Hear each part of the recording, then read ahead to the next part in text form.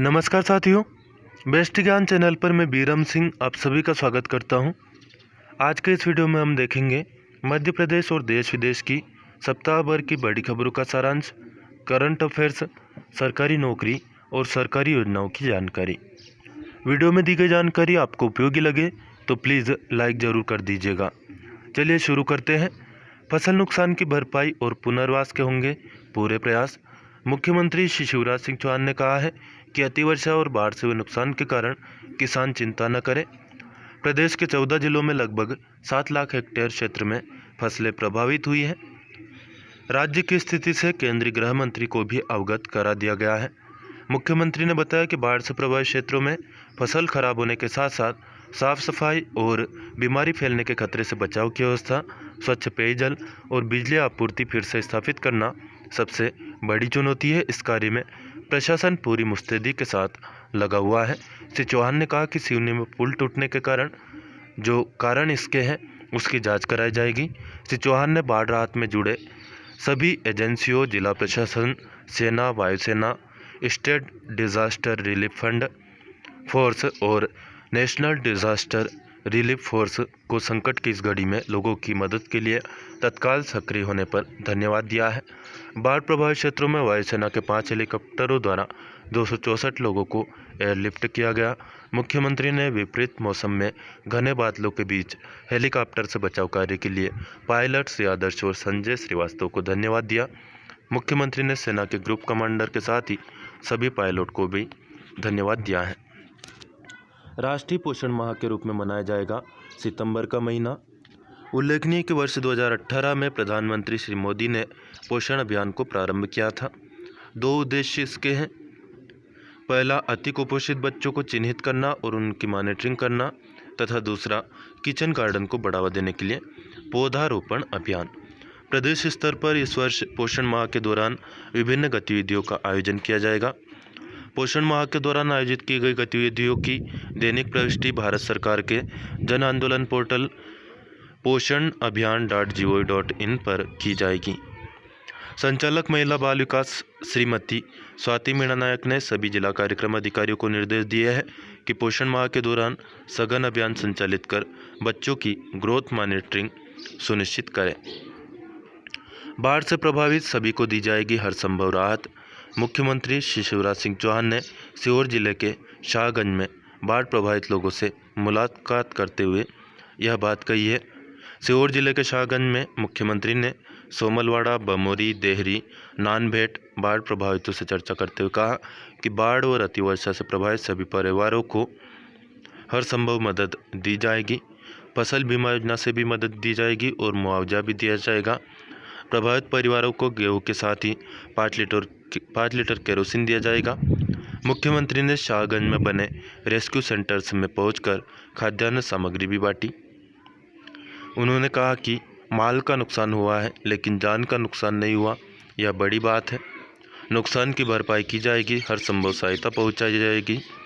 जिन घरों को नुकसान हुआ है उनको तत्काल आधा क्विंटल गेहूं उपलब्ध कराने के निर्देश दिए। राहत सामग्री बांटी। बाढ़ से जिंदगी बच गई, अन्य कष्टों की चिंता न करें, यह बड़ी बात मुख्यमंत्री श्री शिवराज सिंह चौहान ने कही। तकनीकी शिक्षा एवं कौशल विकास मंत्री श्रीमती यशोधरा राजे सिंधिया भोपाल के RGPV यानी कि राजीव गांधी प्रौद्योगिकी विश्वविद्यालय की समीक्षा कर रही थी। उन्होंने कहा कि विद्यार्थियों में तकनीकी शिक्षा को लोकप्रिय बनाना होगा, रिसर्च एरिया विकसित किया जाए। सूक्ष्म एवं लघु उद्योगों की स्थापना पर 40% अनुदान का प्रावधान है। सूक्ष्म लघु एवं मध्यम उद्यम इकाइयों की स्थापना पर MSME द्वारा 40% तक सब्सिडी दी जाती है। नीमच जिले में ज़्यादा से ज़्यादा उद्योग स्थापित हो, नए उद्यमियों को विकसित भूमि प्रदान करने का विकल्प उपलब्ध है। ये बातें सूक्ष्म लघु एवं मध्यम उद्यम मंत्री श्री ओम प्रकाश सकलेचा ने नीमच में उद्योगपतियों से चर्चा के दौरान कही। कोरोना के चलते पाठ्यक्रम को बनाया गया है रुचिकर और संक्षिप्त। आयुक्त राज्य शिक्षा केंद्र श्री लोकेश कुमार जाटव ने बताया कि कोविड-19 महामारी को ध्यान में रखते हुए निःशुल्क और अनिवार्य बाल शिक्षा अधिनियम 2011 के तहत कक्षा 1 से 8वीं तक के लिए निर्धारित पाठ्यक्रम की विषय वस्तु को फेस टू फेस मोड जैसे कि classroom, digital class, radio, TV class आदि के माध्यम से लगभग 60% तथा होम असाइनमेंट एवं प्रोजेक्ट वर्क लगभग 40% के रूप में बांटा गया है। गौशालाओं को प्रतिदिन प्रति गोवंश 20 रुपये की दर से राशि मिल रही है। अप्रैल 2020 में प्रदेश की पंजीकृत गौशालाओं के गोवंश के चारे भूसे के लिए 29 करोड़ 85 लाख रुपए की राशि जारी की जा चुकी है। इसके अलावा लगभग 28 करोड़ रुपए की राशि और जारी की जा रही है। उप संचालक राज्य गौपालन एवं पशुधन संवर्धन बोर्ड ने बताया कि मुख्यमंत्री गौ सेवा योजना के तहत नई 1000 गौशालाओं के लिए 2 महीने का चारा भूसा अनुदान राशि 11 करोड़ 68 लाख रुपए कलेक्टर की अध्यक्षता में गठित जिला समितियों को पहले की तरह प्रदान की गई थी, ताकि जिला प्रशासन को गौशाला संचालन शुरू करवाने में कठिनाई न हो। 700 गौशालाओं का निर्माण कार्य पूरा हो चुका है। शेष गौशालाएं आगामी 2 महीने में पूरी हो जाएगी। इन 700 गौशालाओं में से 260 गौशालाओं का संचालन शुरू हो चुका है, जिनमें लगभग 20,000 गोवंश का व्यवस्थापन किया गया है। इसके अलावा 627 गौशालाएं पहले से ही बोर्ड में पंजीकृत है, जिनमें से 1,66,000 गोवंश का पालन किया जा रहा है। बाढ़ प्रभावित क्षेत्रों में मौसमी बीमारियों की रोकथाम के लिए विशेष उपाय करने के निर्देश मुख्यमंत्री श्री शिवराज सिंह चौहान ने भोपाल में वीडियो कॉन्फ्रेंसिंग के जरिए दिए। मौसमी बीमारियों से बचाव के लिए अभियान चलाए जाए। बाढ़ से जिन लोगों के मकान पूर्णतः क्षतिग्रस्त हो गए, उनके लिए RBC 6000 के साथ साथ मनरेगा के तहत तत्काल सहायता की व्यवस्था की जाए। कालाबाजारी बर्दाश्त नहीं की जाएगी। उर्वरक वितरण करने में गड़बड़ी करने वालों के विरुद्ध जो FIR दर्ज की जाती है, उनमें 30 दिनों में विवेचना पूरी कर चालान पेश करने के निर्देश दिए गए। समय पर करें क्रॉप कटिंग एक्सपेरिमेंट, यह निर्देश दिए गए। मुख्यमंत्री ने निर्देश दिए कि जिन किसानों का आवेदन पैक्स में जमा है, पोर्टल खुलवाकर उनका बीमा कराया जाए। समर्थन मूल्य पर धान खरीदी के लिए 15 सितंबर से पंजीयन शुरू हो जाएगा। 40 लाख मीट्रिक टन धान उपार्जन का लक्ष्य इस साल रखा गया है। खराब ट्रांसफार्मर तुरंत बदलने के निर्देश दिए गए। पथ विक्रेता उत्थान योजना के बारे में निर्देश दिए कि यह सुनिश्चित किया जाए कि पुलिसकर्मी अथवा नगरीय निकाय का अमला पथ विक्रेताओं को कार्य करने में अथवा ठेला लगाने में परेशान न करें। वनाधिकार पट्टे प्रदान किए जाए। सिंगरौली, शहडोल और बैतूल को कार्य में गति लाने के निर्देश दिए गए। श्री चौहान ने दुग्ध उत्पादकों और मछली पालकों को क्रेडिट कार्ड समय सीमा में बनवाना सुनिश्चित करने के भी निर्देश दिए। नए मंडी एक्ट से किसान आर्थिक रूप से सशक्त बनेंगे, यह बात कही है किसान कल्याण तथा कृषि विकास मंत्री श्री कमल पटेल ने agriculture infrastructure fund and agriculture reforms पर कृषि विपणन बोर्ड मध्य प्रदेश द्वारा आयोजित वेबिनार को ऑनलाइन संबोधित करते हुए। कृषि आधारभूत संरचनाओं के विकास के लिए सहकारी समितियों को 1000 करोड़ रुपए का ऋण सस्ते ब्याज पर उपलब्ध कराया गया है। इससे गांव के किसानों को warehouse, cold storage, silo, food processing, grading, sorting इत्यादि की व्यवस्थाएं उपलब्ध कराने के लिए उचित प्रयास करने के निर्देश दिए गए। अब किसानों की फसल खेत से, खलिहान से, घर से, कहीं से भी बेची जा सकती है। श्री पटेल ने कहा कि देश और प्रदेश के किसानों ने कोरोना संक्रमण काल में भी अच्छा परिश्रम किया है। अनुसूचित जाति बाहुल्य बस्तियों के विकास पर खर्च होंगे 80 करोड़ रुपए। प्रदेश की अनुसूचित जाति बाहुल्य बस्तियों के इंफ्रास्ट्रक्चर के विकास के लिए कई योजनाएं संचालित की जा रही है। पिछले वर्ष इस योजना में 755 विकास कार्यों को स्वीकृति दी गई थी।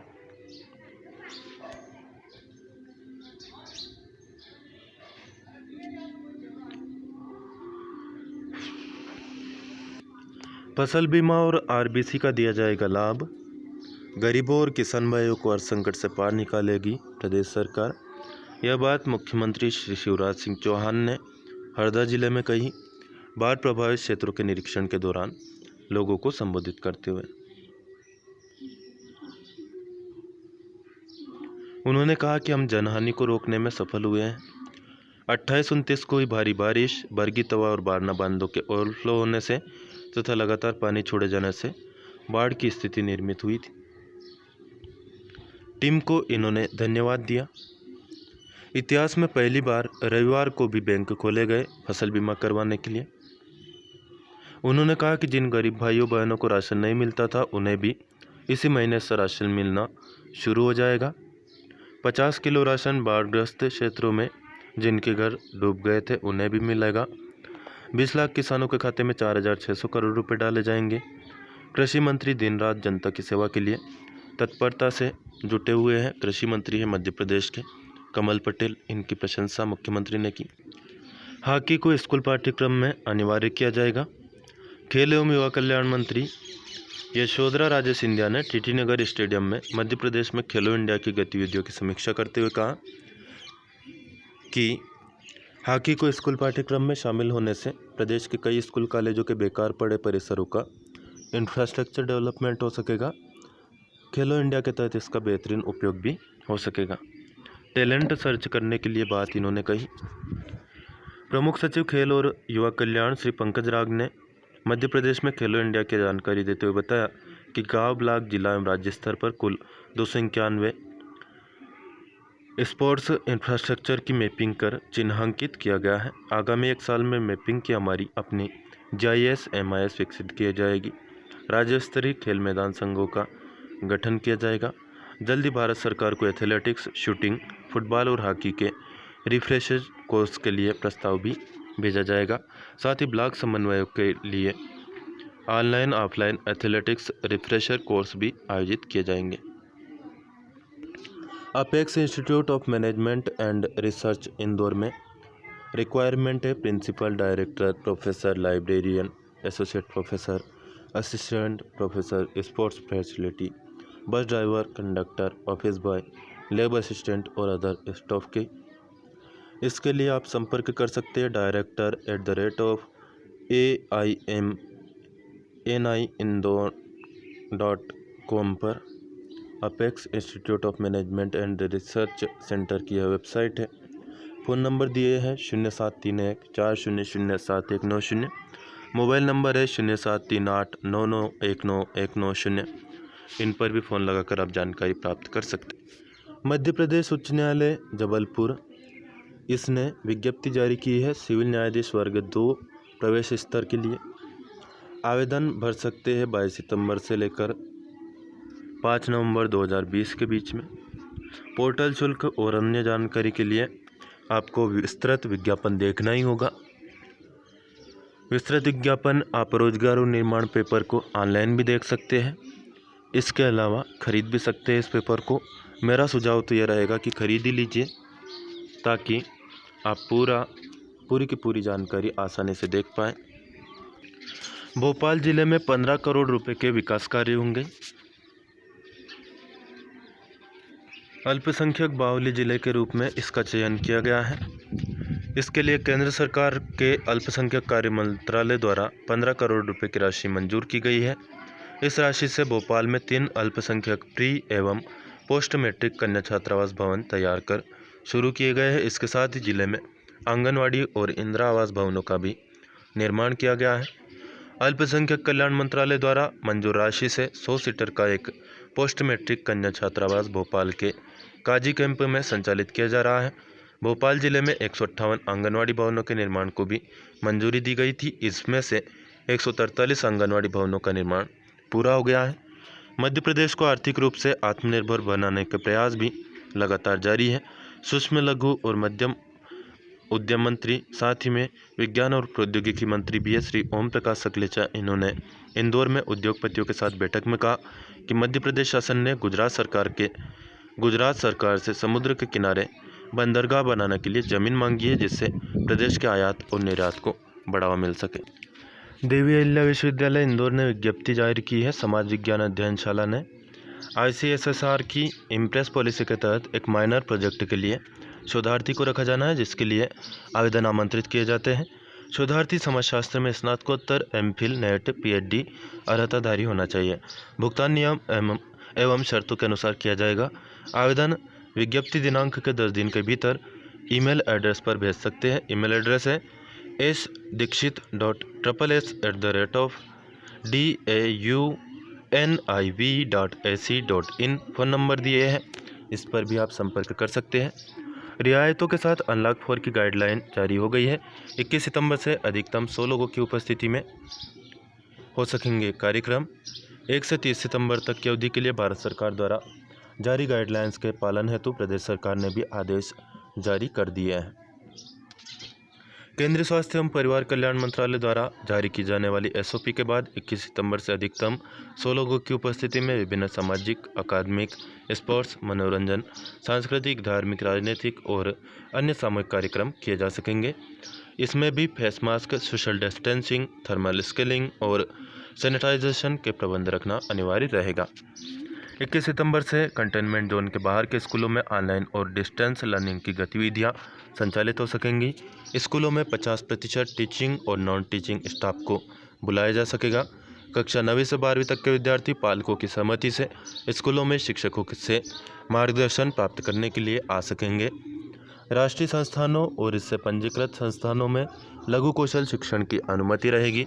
उच्च शिक्षा विभाग, गृह मंत्रालय की सहमति से शोधार्थियों और तकनीकी और व्यावसायिक कार्यक्रमों में स्नातकोत्तर कक्षाओं में अध्ययनरत छात्रों को कोविड-19 की गाइडलाइन के अनुसार अनुमति प्रदान कर सकेगा। 30 सितंबर तक स्कूल, कॉलेज, शैक्षणिक और कोचिंग संस्थान बंद रहेंगे। केंद्रीय स्वास्थ्य एवं परिवार कल्याण मंत्रालय के निर्देश के अनुसार जिला कलेक्टर कोरोना की चेन को तोड़ने के लिए माइक्रो लेवल पर कंटेनमेंट जोन को चिन्हांकित कर सकेंगे। जिला कलेक्टरों को इन जोन्स को वेबसाइट पर भी अधिसूचित करना होगा। राज्य में कहीं भी आने जाने पर कोई पाबंदी नहीं रहेगी। आने जाने के लिए किसी प्रकार की अनुमति, अनुमोदन या ई परमिट की ज़रूरत नहीं होगी। अनलॉक 4 की गाइडलाइंस में 65 वर्ष से अधिक उम्र के वृद्धजनों और 10 साल से कम उम्र के बच्चों को अत्यावश्यक नहीं होने पर घरों में रहने की सलाह दी गई है। मध्य प्रदेश भू संपदा अपीली प्राधिकरण में हुई ऑनलाइन लोक अदालत। 29 अगस्त को लोक अदालत के लिए गठित खंडपीठ के न्यायमूर्ति श्री सुभाष काकड़े एवं सदस्य अधिवक्ता श्री हुमांशु राय एवं श्री जितेंद्र जादवानी के समक्ष कुल 8 प्रकरण प्रस्तुत किए गए। इनमें से Shri Krishna builders and developers विरुद्ध डॉक्टर रविंद्र चतुर्वेदी, ये सभी प्रकरण निपटाए गए, ज़्यादा इम्पोर्टेंट नहीं है। इस पेपर में दिया गया है हरिओम पाटीदार का इंटरव्यू, जिन्होंने माध्यमिक शिक्षा मंडल की वर्ष 2019-20 की हाई स्कूल परीक्षा में प्रदेश में पहला स्थान अर्जित किया है। इनके बारे में और अधिक जानकारी आप यहां से प्राप्त कर सकते हैं, पढ़ सकते हैं स्क्रीनशॉट लेकर के या फिर वीडियो को पॉज करके। इनके बारे में कहा जा सकता है, कुछ भी असंभव नहीं है अब, परखो इनके विश्वास को, अरमानों के पंख लगा जो नाप रहे आकाश को। रोजगार और निर्माण के लेटेस्ट अंक का दोस्तों यह था पार्ट 2, जिसमें हमने देखी मध्य प्रदेश की तमाम बड़ी खबरें, करंट अफेयर्स, सरकारी योजना और सरकारी नौकरियों की जानकारी। पार्ट 3 इस वीडियो का शीघ्र ही मैं अपलोड करूंगा, जिसमें हम देखेंगे तमाम राष्ट्रीय, अंतर्राष्ट्रीय और खेल घटनाक्रम। फिलहाल इस वीडियो को हम करेंगे यहीं पर समाप्त। जानकारी उपयोगी लगे तो प्लीज़ लाइक ज़रूर कर दीजिए, अन्य दोस्तों को भी शेयर कर सकते हैं। इस चैनल को आपने सब्सक्राइब ना किया हो तो सब्सक्राइब कर लीजिए, और सब्सक्राइब कर चुके हो तो बेल आइकन यानी कि घंटी का बटन ज़रूर प्रेस कर देना, ताकि आपको नोटिफिकेशन मिलते रहेंगे। यह सब कुछ एकदम मुफ्त है। फिलहाल इस वीडियो में इतना ही। कोई प्रश्न या सुझाव आपका हो तो कमेंट करके पूछ सकते हैं या बता सकते हैं। धन्यवाद। जय हिंद, जय भारत।